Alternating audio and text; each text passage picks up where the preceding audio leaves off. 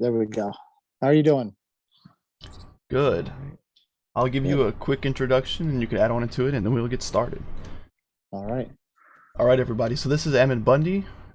He's known for a couple of things. In 2014, he defended his father's ranch with his brothers as well as his father and some others as well. You can kind of fill us in on that later. I'm sure people are going to ask questions about it. And then in 2016, you led people call it a federal standoff in Oregon to sort of protest grazing rights. And I did link a video of that in the thing if y'all are interested, like a little short video I made. If you guys need a little bit more background. But now Ammon is running for governor in the state of Idaho. And I'm here to sort of help him and try to get him some notoriety in the libertarian community so Mr. Bundy can win his race in Idaho. So let's ask him good questions. He's also got a platform. I might try to find a link to that, or if Luigi, you can pull that link up real quick to kind of get that set up. Because his platform was really, really good. I read it. And so you guys can ask questions based off of that too. Is there anything you'd like to add about yourself?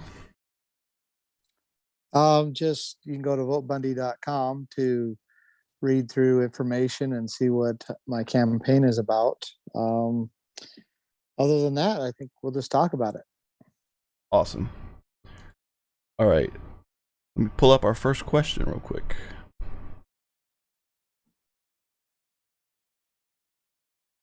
All right. So what are you most excited about for your campaign? Probably the amount of influence that we've been able to gain throughout the state, being able to communicate with people that are listening now where they wouldn't listen before. We've been traveling all over. We're now on our fourth go around the state, and we've been packing rooms and meeting with a lot of people, and it's good to see people asking the right questions and really being informed about the things that transpired here in Idaho and that are about to transpire. So we've been probably that's the most exciting thing that's been going on in our campaign. Right. We have another question. What's the biggest challenge with spreading the sort of constitutionalist message? Well, there's a lot of challenges. Of course, we've been deplatformed from pretty much all of the big platforms, Facebook, YouTube, all of that. So that's always a challenge.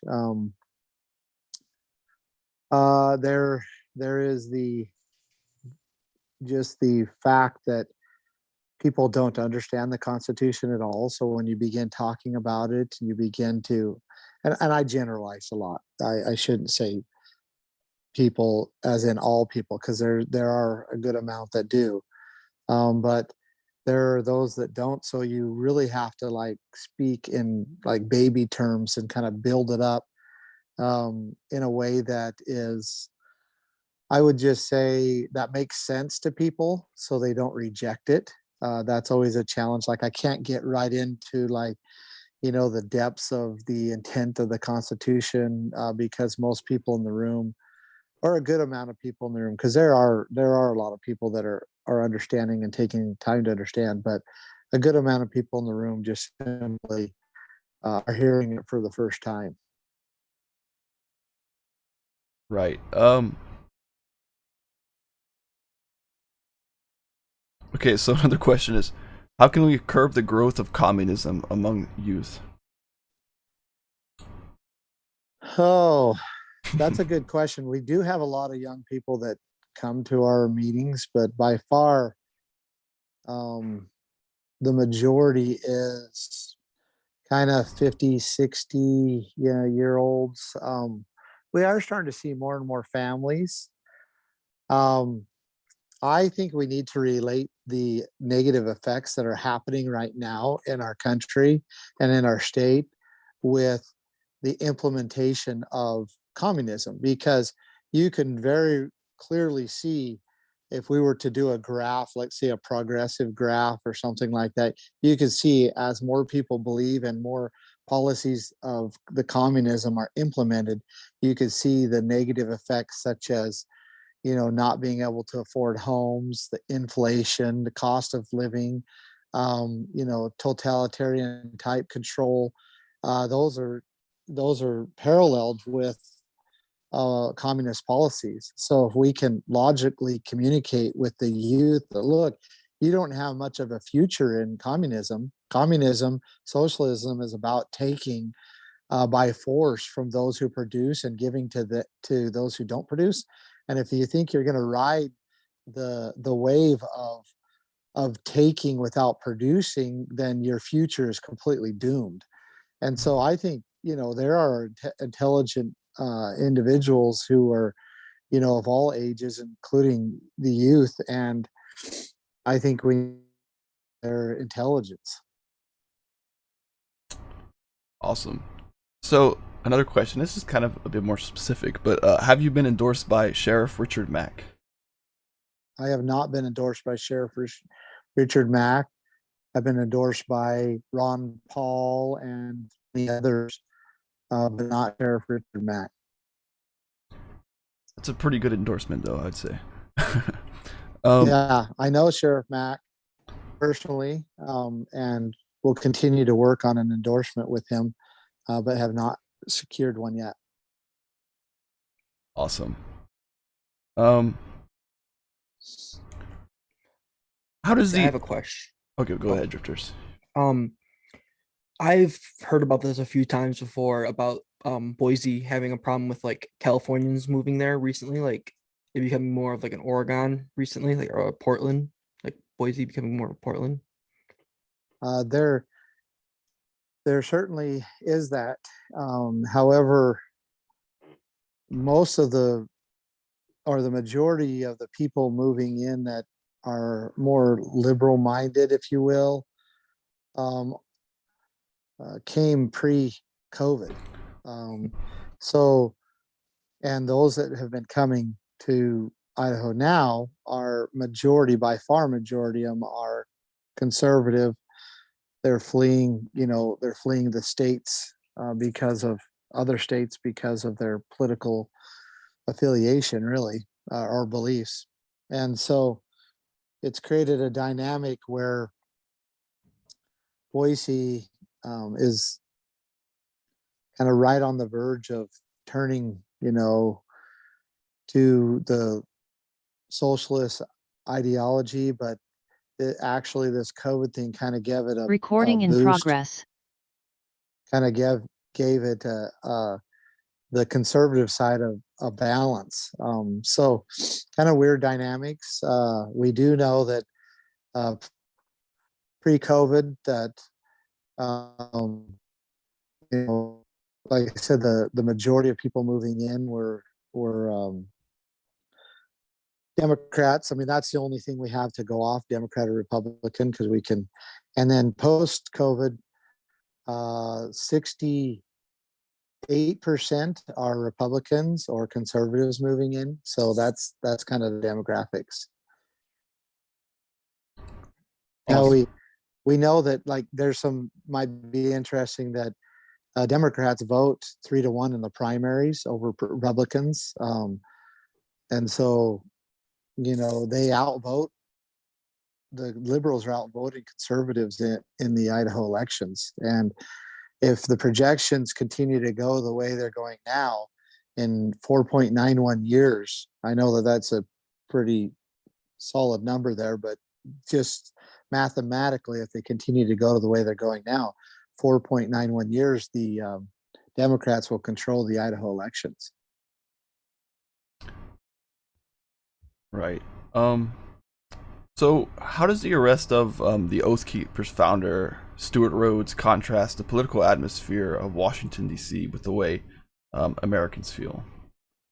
So I know Stuart Rhodes. I've met him multiple times. It's been a long time. I haven't always agreed with him. I felt actually that there was times when he should stand up, when he called for a stand down. But I know him, and basically the political atmosphere in Washington, D.C., I should say really the political atmosphere in the Department of Justice, the FBI, the CIA, and all of that is just that. It's political. and they have a political agenda, and they're going to use their power just as other regimes have to push their political agenda and to punish their political enemies. And they do this by isolating, demonizing, and destroying. And that's how political warfare goes on. So they've isolated the Stuart Rhodes, incarcerated him, putting him under indictment. They will demonize him as much as they can to get most people to be scared of him, like he's some mean monster that needs to be stopped. And then they will destroy him. They'll probably do it, through mechanisms of prosecution, incarceration, and so forth. But it's all politically motivated. It has nothing to do with justice.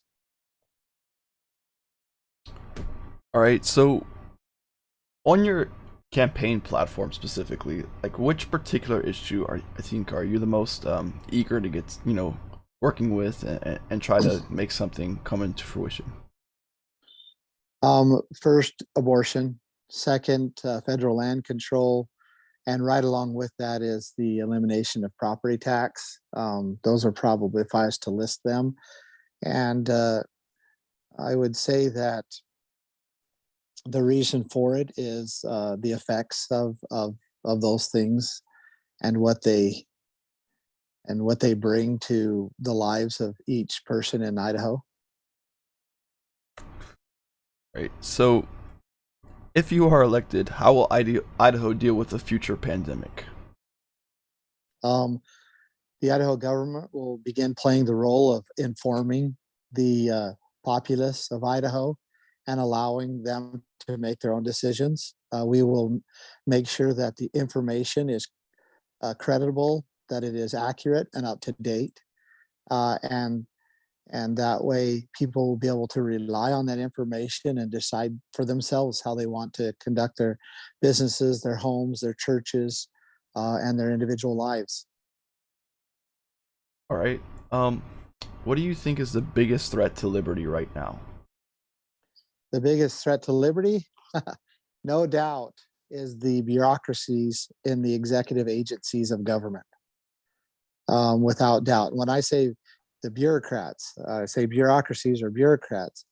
It is those that have filled the offices of the executive bureaucracies, the full-time government employees, and they look at government as the means in which they are employed. They look at it as them being the full-time employees, and therefore no one else should be able to tell them how to operate and what to do. And it's becoming basically a government unto themselves with very little checks and balances. And they're these executive agencies like the Department of, Department of Human and Health Services. That's one that we're becoming very familiar with. They believe that they have the power to control individuals' lives when that was never given to them. They believe that they have that power, and they actually institute and enforce that power upon the people. And that's just one. We've got, I think in Idaho, I want to say 180 something. I heard 260 at one time, but then I looked into it, and I think it was like 180 agencies, when I believe about 22 of them are constitutionally authorized. So by far the executive bureaucrats and their plenary power that they believe they have. Right. So what MSM lie bothers you the most? About you, of course. The ones that kind of caused me the most trouble is the Black Lives Matter and the defunding the police one. I think the reason why is because it takes the longest to refute. Because I was willing to stand for anybody's right to peacefully protest, but I certainly was not joining the communist Marxist organization that disgusts me, called the Black Lives Matter. So And then of course that's along with defunding the police, because everybody loves the police, they worship the police. It's almost, they encourage a police state even though they don't know what they're doing. And defunding an agency, no matter what it is, a policing agency or something, is a mechanism that the Congress has or the legislature has to limit that. And the last thing we want is a unlimited, fully funded, policing agency inside the state. We just that would be a terrible thing for the people.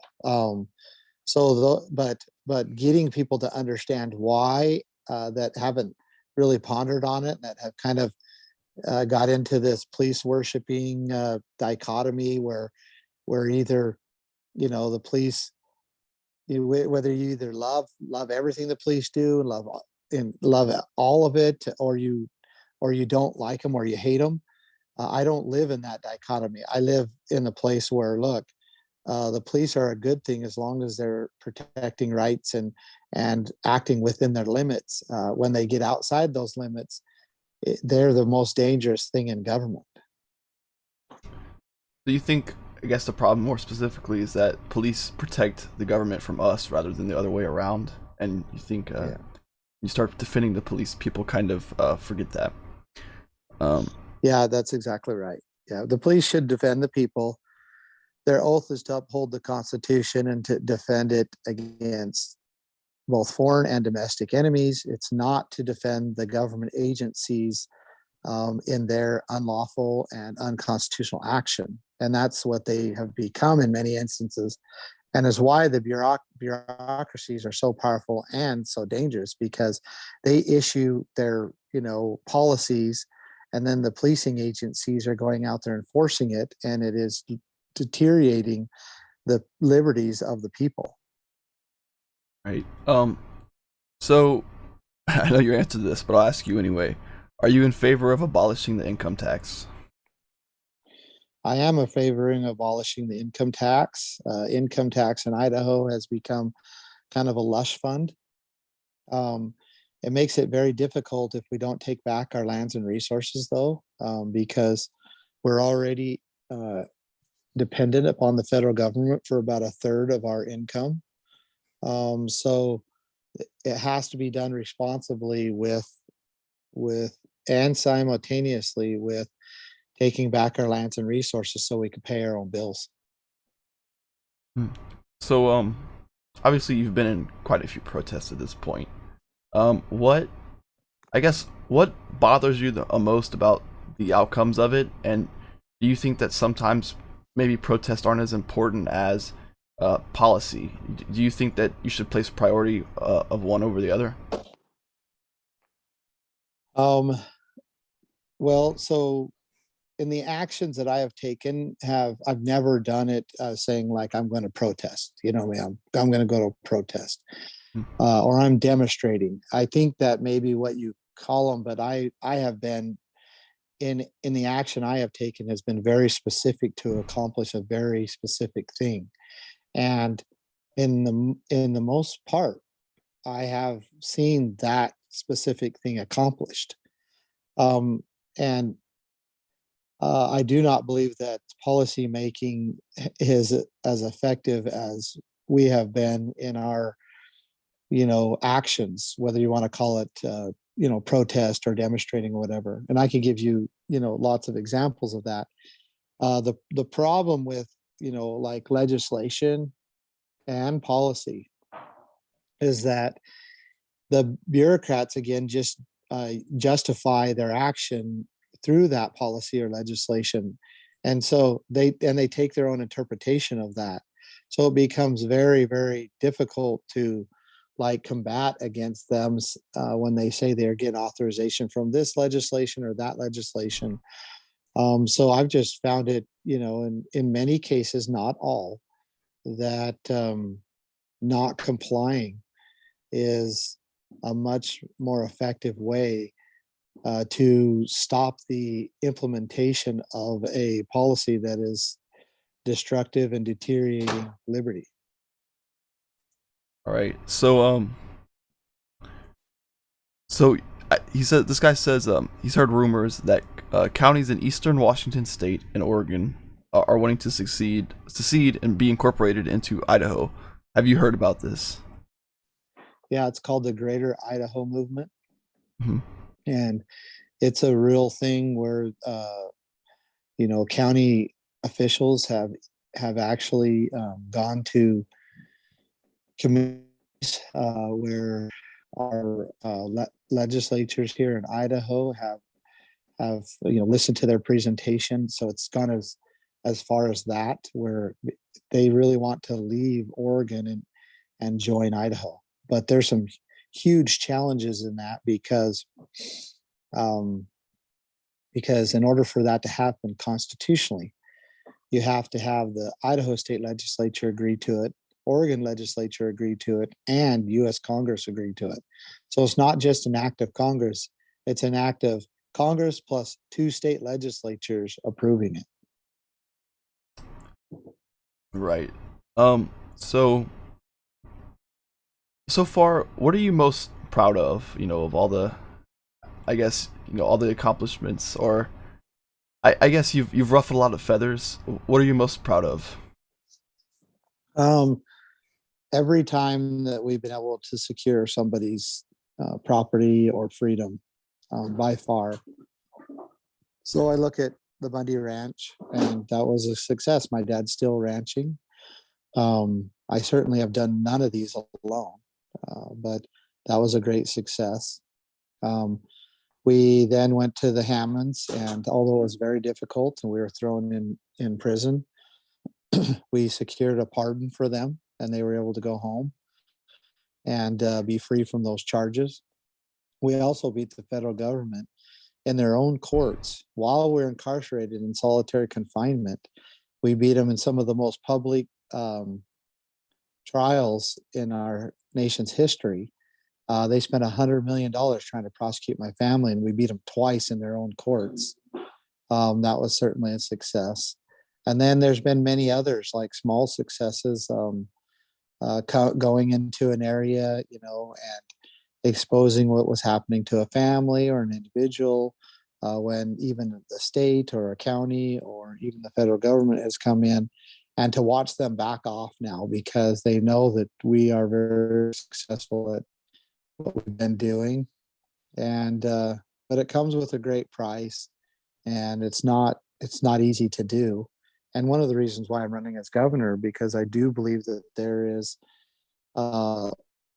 is much wisdom in restoring the mechanism that we call the state to secure liberty. And I believe that it will have much long-term effects if we can correct a lot of the powers and problems that are causing these situations to occur, where a person's property or their life or their liberty is in jeopardy. So I know you've had to sit quite a while in jail. Was there ever a time where you thought that you'd been defeated and you think maybe it's not worth it anymore, or having a lot of doubts? And what kind of kept you pushing to eventually win those fights? Those thoughts and feelings happen all the time. I mean, all the time. There's a cycle in life. I would love to just be able to focus on my family, spend time. I've got a beautiful family. I've got young kids. I really enjoy being an entrepreneur and starting businesses and selling them. I've done that multiple times. So I would love to do that again. So yeah, and sitting in solitary confinement, sitting in federal prison for 2 years, never once being able to have any physical contact with your wife or children, and just being locked away for months after months. That's very difficult. And so ultimately, it's a belief that that we are to be free in this life, that God gave us that right, and that He desires that we protect and secure that right, and that it takes our activity to doing that. And it always seems to cycle back up whenever you're feeling bad, feeling down, feeling kind of low. You got to give it a few days, maybe a week or so, and then some good things. Keep pushing, and good things will start to happen. Awesome. So, Deborah asks, how do you personally feel about the Metadata Center going up in Kuna?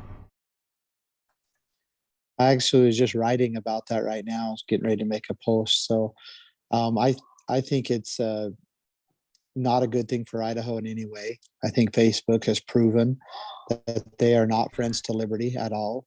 I believe that that there are some things that cause us to that we should be very concerned about having such a facility within the borders of our state.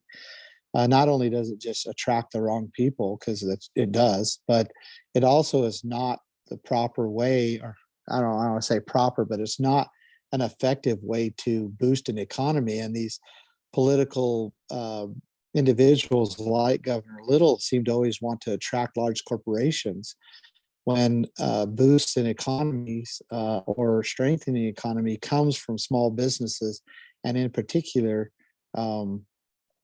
entrepreneurship, where they create their own job and then they create jobs for other people. And so if you want to boost and strengthen an economy, then you direct it towards small business and entrepreneurship. And that by far boosts and a strong economy. The only issue, and one we have to question, is a small business entrepreneurial type state is a very independent and non-compliant type state. And so it's not desirable for, an elitist or those that want to control people and states to have a base of their economy be small business or entrepreneur. And so anyway, that's the long. Will you shut that door? Sorry. That is the thank you. Anyway, that's my long answer. I have a question if you don't definitely mind. not a good thing. Yeah, go ahead. Yeah. So I want to go back to the thing, and I've been meaning to say this, but I guess Loon can get my message. I wanted to say this. So I'm from California, so I want to apologize for that at first, but but I wasn't born in California. So we immigrated from my family immigrated from Ireland, right? And I want to ask you on your personal views on immigration, on how it should be dealt with, just as a brass tacks, general idea. Thank you. Yeah. Thanks for that question. So I believe that immigration should be based upon economics. I believe that is the most, well, actually, it's the only effective way to curb or to, if you will, regulate immigration.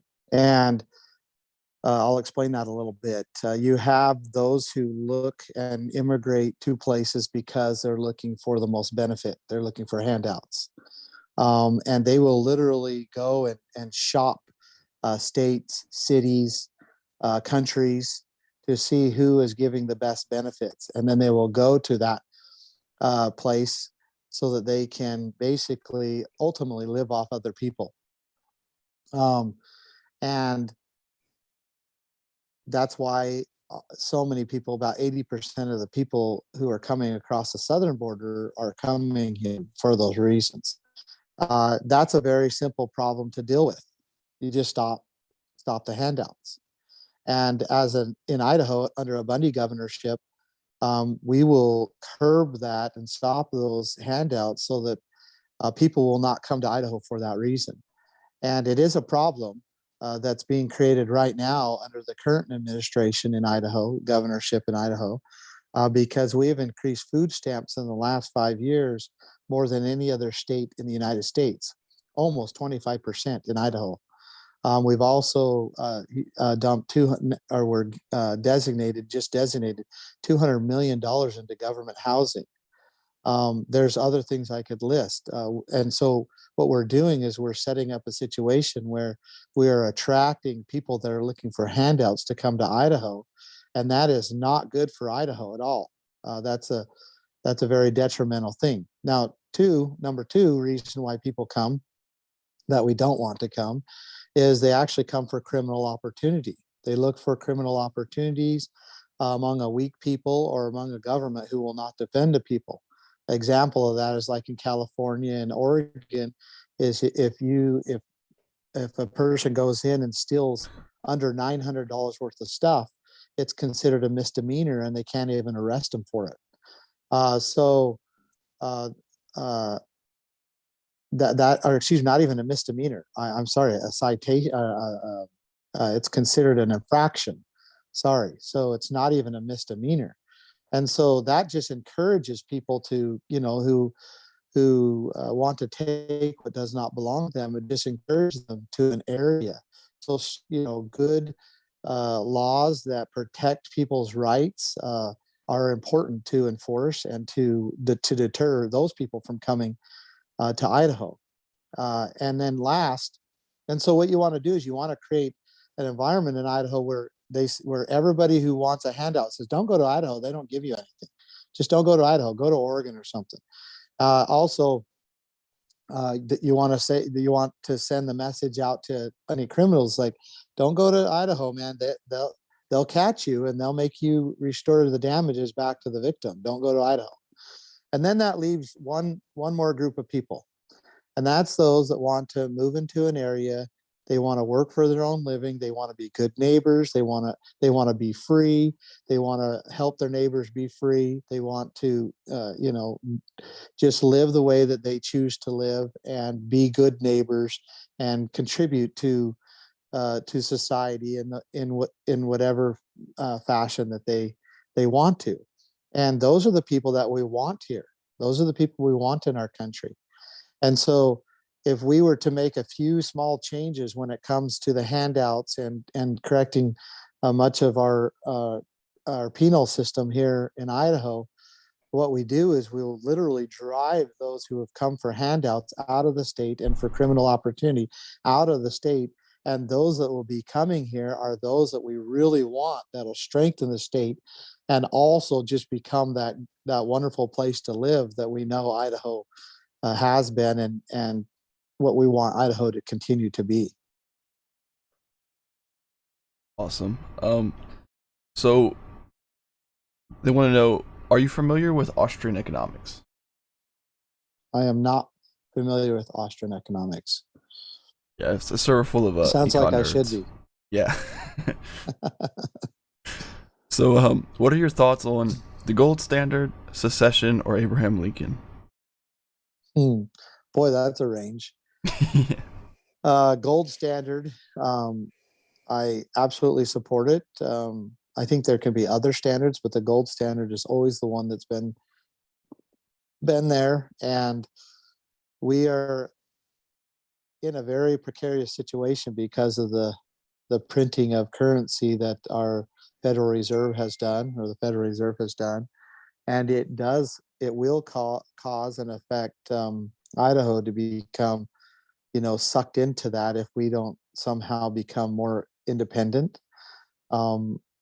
So it's just not a good thing when you just keep writing checks when you have no money in the bank. What was the second part? Second part was secession and then Abraham Lincoln. Secession. I don't think that is. So I do think Washington is lost. I don't think Washington will ever return back to the people. I say it as a matter of fact because it is a matter of fact. I do not believe that Washington will ever return back to the people. So I'm not shy of saying that. I do think it will take some time. I do think that the states must be very aware of that. I don't think there is any need to secede from the union because I think that it will just naturally start to happen, and states will start to support each other and create alliances with each other and so forth. This may take decades to happen, but I believe that will happen. And one more reason why Idaho needs to get its act together so that it can become that mechanism of protecting rights that it should be, as Washington D.C. continues to crumble because of its corrupt and wicked ways. Now, President Lincoln, or Abraham Lincoln, right? That was the last one. Yes, sir. So, oh boy, this is a can of worms. Yeah, I'm gonna be careful with this one. Yeah, this is going to really. So, I think I believe Lincoln had good desires. I have and I believe that his desire to secure freedom for all people was to be commended. I do not like his stand on states' rights. I think that was faulty. And however, I do because I know because of the issue of slavery that he was right on, at least on its premise. I believe that's why he won the war and why we went the direction we went. And so I know that was really general. That's probably all I'm going to say on that, other than, if a state wanted to leave the union, the question is, should they have a right to do that? I think they do, because of people that no longer wants to be in part of a union should have a right to leave that as long as they've met their contractual obligations, if there is one. However, I do not believe a state has the power to enslave another enslaved people. So in this situation, I think that there was a lot of wrong going on. And I think the greater evil was suppressed during the Civil War, and that was slavery. Anyway, long story. Long answer, I mean.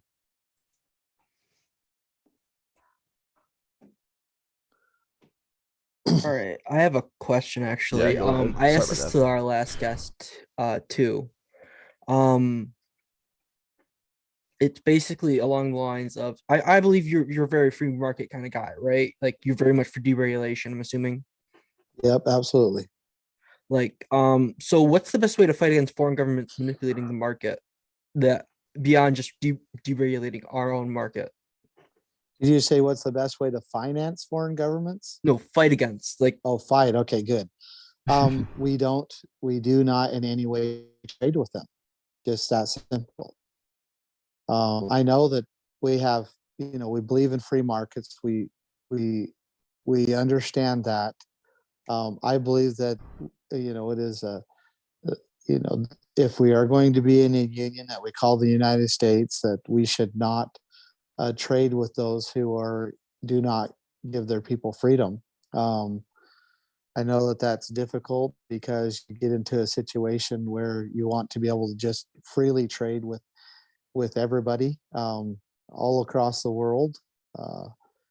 And so, I mean, that's my answer. I just don't think we should be like China right now, and many other and a few other countries. We are funding our own destruction. We literally are. All right. So Deborah wants to know how you feel about faith healing.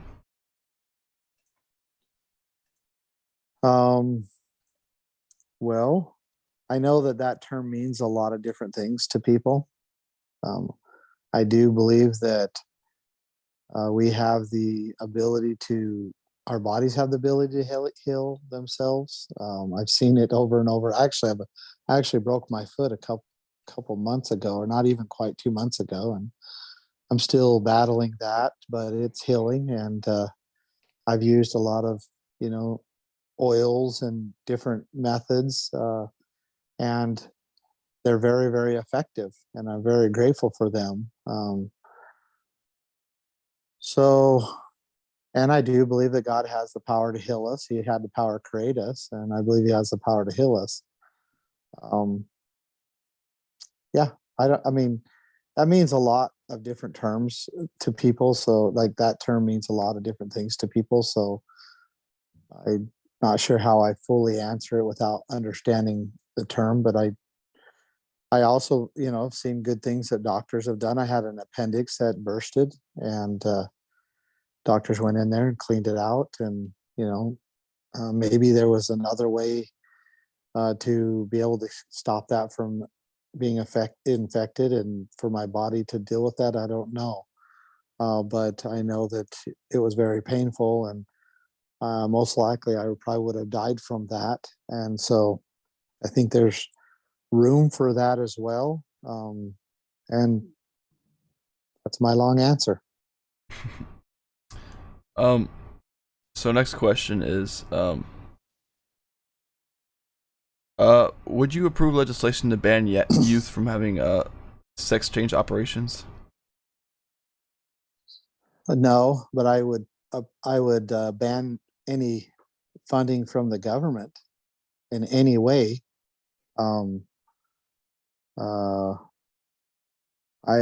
I think that it would. That's a hard one because it's right on the verge of abuse. If you if a parent is manipulating or trying to influence those type of things, but I ultimately don't believe that it's the state's role to ban that. If you want to ban that, then what else can the state ban? You give this power you give the state that power, then the state at some point will become your enemy, and that power now is in their hands, or they'll use it. So I say no, but there absolutely should be no funding whatsoever coming from any government entity at all. Right. So what's your opinion on drug legalization? Well, again, it comes down to jurisdiction. I do not believe the state has jurisdiction over your body. And it's really that simple. It just doesn't have jurisdiction over your body. And I find it interesting that so many, I would say conservative, I'd say more Republicans, because Republicans and conservatives are not necessarily the same thing. But I would say more Republicans have for years and years, decades now, said that the government should have control over what you put in your body. They've said this over drugs for many, many decades. And now that the government is wanting to have control to put something into your body, now they're crying foul, saying that, the government doesn't have that choice, that right, and it's our right to control what we put in our body. And I find it hypocritical almost. And the answer is that the government doesn't have jurisdiction over your body, period. And that's where it needs to remain. Right. So I saw a tweet. I think you're running now. You were. And let me Yeah, just go ahead. clarify. Like I don't do drugs. I've never done drugs. I couldn't even probably identify a drug. It's never been part of my life. I don't think I could identify, a marijuana bud even. I mean, it's not something that I desire in any way or believe is wise to do. It's just one of those things that government does not have jurisdiction over. And if we start acting like government has any jurisdiction over our bodies, that's the way we've been, we just cause ourselves a tremendous amount of problem like what we're facing now. So just wanted to add that. Yeah. And if any conservatives are kind of on the line about that, it's also important to realize when you have a black market, it promotes a lot of crime. And so if you legalize that, you might also solve a lot of other problems in our communities. Oh yeah, if you want to cut the legs out of the cartel coming across the southern border, if you want to cut the legs out of the cartel, then make it so that drugs are not criminalized, and that'll lower the price of drugs. And actually, proof has shown that it will even lower the consumption by quite a bit. So people will stop using drugs as much, and they'll be much less expensive. And then therefore the cartel won't have a market, and it'll literally destroy the cartel. So very simple logic things that people just won't entertain it because of the boogeyman, that they call the, drugs and all of that. And that's been tried with alcohol, and the exact same thing happened, Um, And it's been tried in other countries. There's other countries that have implemented these things, and the exact same effect that we learned when it comes to alcohol in the prohibition, the very same things have happened there. So we know that it works. All right. So I saw on Twitter that I think you're running as an independent now. Is that correct? Correct. It just changed last week. So I saw you had a lot of grievances with the Republican Party of Idaho, and some of them were quite insane. So you want to kind of talk about the problems with the Idaho Republicans and why you've decided to make that decision? Yeah, the Idaho Republican Party has had this good old boys establishment that has controlled the party in Idaho for several decades, and it's become this cesspool of corrupt, really, I don't know how else I say it, wicked people that can't control themselves. I mean, if my young children were in the room, I wouldn't be able to tell you the things that they've done. But we've got like the former chairman of the party was caught masturbating in public with a wig on. We've got several leaders, including our previous governor here in Idaho, that's been arrested for driving under the influence. We have a senator who's been investigated. They've got video of him. They just couldn't get him on a whole lot of things of going into the girls' bathroom in a high school multiple times. And, the list goes on. We have one who's, the up and coming party guy coming up. He's, was arrested for beating up his wife and threatening to kill himself while he's holding a knife in front of his young children. We have another one that was caught in Minnesota, I believe, in an airport bathroom soliciting gay sex. And this is the leadership here in the Idaho GOP, and in no way can we think that these people are going to bring conservative legislation to Idaho and lead it in a correct way. And so either the Idaho Republican Party needs to seriously clean house, or we just need to disregard it as a party that's going to lead Idaho into any type of good scenario. Right. So someone asked, you're talking about how the government doesn't have authority over people's bodies, and someone said the next logical question is about abortion. So how would you make that distinction? Yeah, so we hear my body, my choice, and I certainly hang on one sec.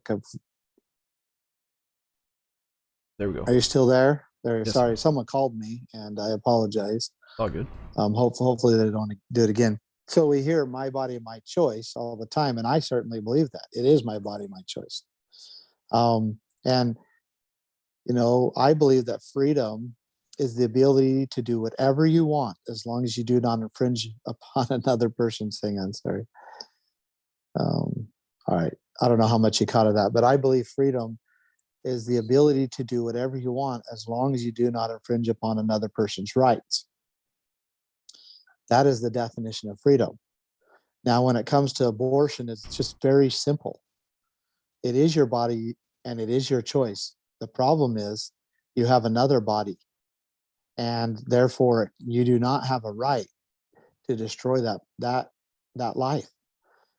And so you're dealing with two lives, two bodies, two DNAs, two blood types, two heartbeats, and one person does not have the right to take the life of another person.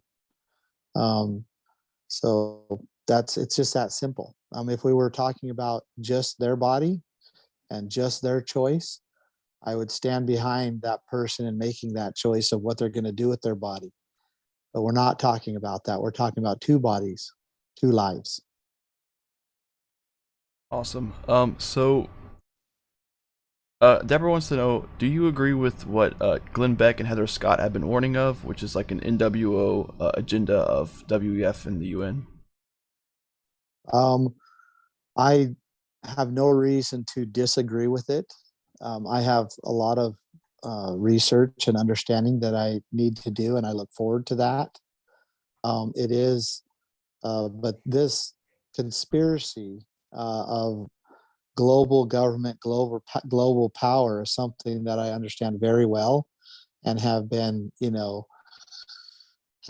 the trenches for some time now. So I have done a tremendous amount of research on as well, and know that it is a very, very real issue that has been plotted out for some time now to implement upon the people of the world, really. And so yeah, I don't disagree with it, and I know they're using terminology and have new evidence that shows some things that are that really need to be considered, and I look forward to looking into that more. So that's Awesome. So they're saying there are many unconstitutional federal agencies that currently operate within Idaho's borders. Will they be allowed to remain there? no, they won't. We will sever the flow of funding from the federal government coming in. We will nullify the memorandums of understandings that the state and the cities and the agencies of the state, even our school districts and sheriff's departments, that they have entered into unconstitutionally. This is not going to happen all at once, but we will sever that, and including the flow of money coming from the federal government into the states, forcing the people into undue obedience. And then also we will use the state's resources to protect the people against federal agencies. We will not tolerate red flag laws to be enforced in Idaho. We will not allow the ATF or the FBI or any other entity to come down into Idaho and raid the people in their homes and all of that for doing something that is clearly protected by the Constitution. And it will be the state defending the people against these agencies, and not just lip service. I got a question, if you don't mind. This is a pretty simple one. I'm going to talk about federal agencies, probably the most infamous one. And this will be a simple question. Would you be for abolishing the Fed? What do you mean by the Fed? The Federal Reserve. Oh, yes. Well, I don't have the power to abolish the Federal Reserve as a governor. But the effects of the Federal Reserve and protecting the people from the IRS is something that I could certainly do as a governor, and certainly should do. I mean, right now, the IRS can say, hey, that person owes $25,000 and they have to pay it to us within 90 days, or we put a lien on their home. And then if they don't satisfy that, they go and sell their home. Well, that won't happen under a Bundy governorship, not without some really serious. And the way you stop that is the power to transfer title is held on a county level. You just simply don't let them transfer title. So these are things that are very logical things that we need to do, and we have well within our power to do. And if they want to, fight the state in court over it, well, at least it's the state fighting, and not the people trying to defend themselves against the most powerful legal entity known to man. All right. So I think we'll try to wrap it up here soon, but I'll ask you one more question. Do you think Gordon Kahl was in the right? Well, I'm going to be probably embarrassed here because I don't know who Gordon Kahl is. I don't know At who it least is I either. can't I don't place know him. who that Yeah, is. none of us know who that Good. I'm glad I'm not alone. All right. Maybe I need to get more informed. Maybe I need to get more informed, but I don't know who that is, and I apologize if I should know who that is. I actually just thought of a question.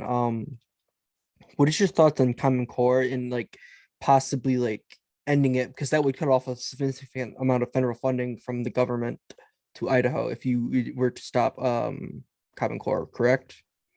Yeah, well, again, what's happened there is the education department and the school districts and so forth have taken federal funding, and in order to take this federal funding, they had to agree to implement Common Core. So we sit here and go, why do we have Common Core? Our legislatures legislate against it, and there's all these things that this battle to stop it, but we can't stop it unless we stop the federal funding. And so that is the real issue that is going on here in Idaho and all the other states, is this federal funding coming down and requiring the people to agree to their policies.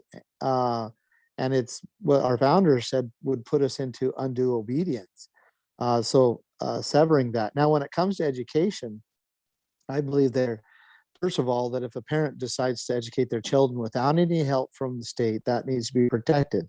And it shouldn't be an opt-in or opt-out process. The parents should be free, without regulation, control, or being on any list to educate their children. So that is first, protecting that right of each parent to educate their child. Now, when it comes to public education, which is a socialist system, if we're going to do any good with it other than to abolish it, which would be very, very difficult, then we need to apply free market principles in the education system. And I believe that can be done by giving the parent a choice of where their student goes to, and that money follows the parent. And then also freeing up the administration from federal regulation and state regulations, the school administration and the school boards, bringing them up so that they can cater to the students according to the parents' influence and so forth. And that would create a situation where basically you have parents and students that want to go to this school that's primarily focusing on this type of education, and you have another one going here, and yeah, they're teaching the fundamentals, but they are attracting students and parents for certain reasons. And if we were to do that, we would see our public school system, the value of our public school system and the quality of education increase tremendously. So I plan on applying free market principles to our education system, and trying to get legislation and push legislation and leadership that will make that happen. All right. Thank you for joining us today, Mr. Bundy. Thank you for your fight for liberty. I think you did a lot of really good things. Actually taking action and not just talking about it. So I appreciate your effort. I think everyone here does as well. So is there anything you want to shout out? I'm going to link your campaign website in the description of the YouTube video, of course. Is there anything else you'd like to let our audience know? Yeah, go to votebundy.com, and I assume that I'm talking to a younger audience here, and I do believe that it is time for you to act. I think you need to act a little earlier than your parents and your grandparents did, because the negative effects on your entire life are really a possibility here. And your involvement, your unwillingness to comply to things that you know are not right, your willingness to get involved in, to support good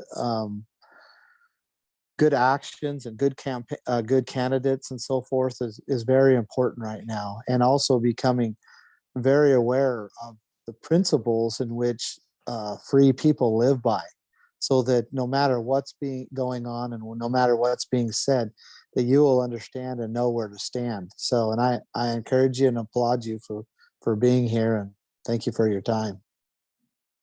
Thank you. Guys, make sure you go check out his website if you're not familiar with it, or if you live in Idaho, of course. But just, retweet so people in Idaho see it, just little things like that. And try to, help him out, and we can get some victories for liberty. Thank you so much. I actually got some family out in Idaho, so I'll definitely telling them to go vote for you. Awesome. Very good. I got a friend and stuff out there, so yeah, definitely. Well, I appreciate it, and it's been my pleasure to be with you. Thank you so much. Thank you.